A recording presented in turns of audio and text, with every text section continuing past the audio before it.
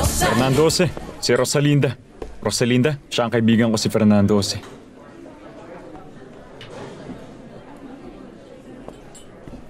Magkakilala kami. Oo, tama siya. Ganun ba? Mabuti. Malaki ang tagumpay ni Rosalinda sa Blanquita Theater. Congratulations. Salamat. Ang ganda ng lugar. Salamat. Bukas na ang opisyal na inaugurasyon. Siyempre naman, iniimbitahan ko kayo. Sige, wala namang problema. Kung pupunta si Rosalinda, pupunta ako. Ano, Rosalinda? Pupunta ka ba kasamang kaibigan mo? Bakit hindi? Matutuwa ako kung pupunta ako ron. Alam mo na ang sagot namin. Pupunta kami bukas.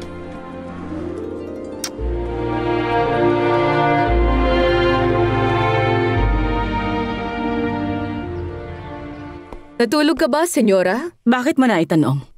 Dahil parang lumaki ang eye bags mo. Ano? Hindi, nagkakamali ka. Mahimbing ang tulog ko, buong magdamag. Ay, parang hindi kasi para kayong napuyat. Nagising pala ako kagabi dahil parang may nagpaandar ng sasakyan. Hindi niyo narinig? Bakit mo sa akin tinatanong yan? Ano naman ang malay ko ron? Hindi naman ako gwardya para alamin kung anong nangyayari. Sige na, umalis ka na muna.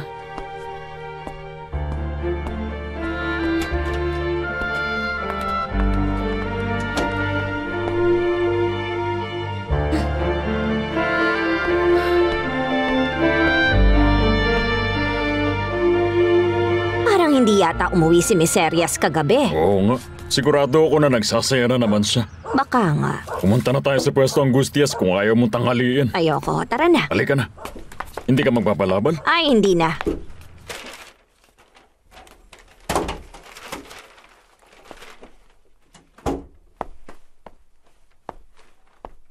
Hindi ba nadyaryo? Ang alin? Ang pagkamatay ni Miss Arias. Hindi ko alam. Mga presyo sa stock market ang tinitignan ko. Sabi ko sa'yo, aking Reyna, wala kang dapat ipag-alala. Bakit ganyan ka makipag-usap sa akin? Tandaan mo, ako si Senyora Altamirano. Mula kang gabi, tayong dalawa. Magkasabwat na. At ngayon kailangan ko ng pera. Sa susunod, tignan natin. Ano pa ang mga natuklasan mo, Florentino? Hindi mo aakalain, Javier. Napakaraming bagay. Katulad ng? Malalaman mo rin. Sa ngayon gusto kong malaman mo na meron akong sorpresa para kay Valeria Altamirano.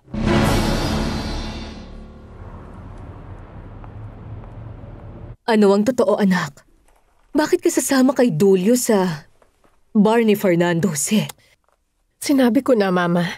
Ngayon ang opisyal na muling pagbubukas ng lugar na yon at inimbitahan kami ni Fernando Jose. Rosalinda, nakikiusap ako sa'yo. Huwag ka na lang pumunta. Ayoko lang naman kasing masaktan ka. Huwag kayong mag-alala, Mama. Sinisiguro kong wala nang makakasakit sa akin. Nasasaktan ka, anak. Ang puso mo, ang nararamdaman mo. Huwag na nating pag-usapan yan. Mas mabuting magbihis na lang kayo dahil sasama kayo sa akin. Ako? Opo, pupunta tayong 4. Ikaw, si Alex, si Duilio at ako. Sabay-sabay tayong pupunta ron at gagawin natin ang lahat para makapagsaya tayong 4.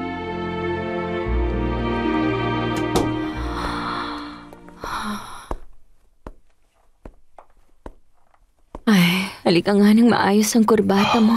Okay ka na ba? Hindi pa. Nangihina pa ako at hilong-hilo pa. Siguro dahil buntis ako.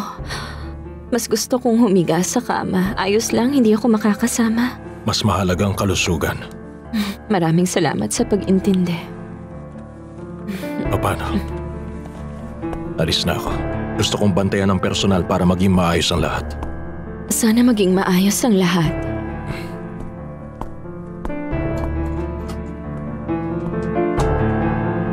Hanggang kailan ba magiging ganyan ang ugali mo? Walang namamagitan sa amin ni Duilio, wala nga. Oo, sa ngayon wala. Pero sigurado ko na itutuloy niya ang ginagawa niya para makuha ang gusto niya. At ano ang gusto niya makuha sa akin? Ang puso mo. Halata naman na may gusto siya sa'yo. Sinabi ko na sa'yo wala kang dapat ipag-alala, Alex. Sinabi ko na sa'yo magkaibigan lang Ayoko kami. kahit kaibigan lang. Hindi na ako papahig na mayroon pang lalaking papalit sa akin. Ako lang dapat ang lalaki sa puso mo. Teka, hindi na ako si Paloma Dorantes. Hindi na ako yung babaeng walang alaala na hawak mo lang sa leeg at gagawin lahat ng gusto mo. Ako na ngayon si Rosalinda. Ako lang si Rosalinda. Kaya kung ayaw mong malayo o mawala ako sa buhay mo, tatanggapin mo kung ano ang desisyon ko. Simula ngayon, kailangan mong tandaan yan. Hindi ko na uulitin pa yan.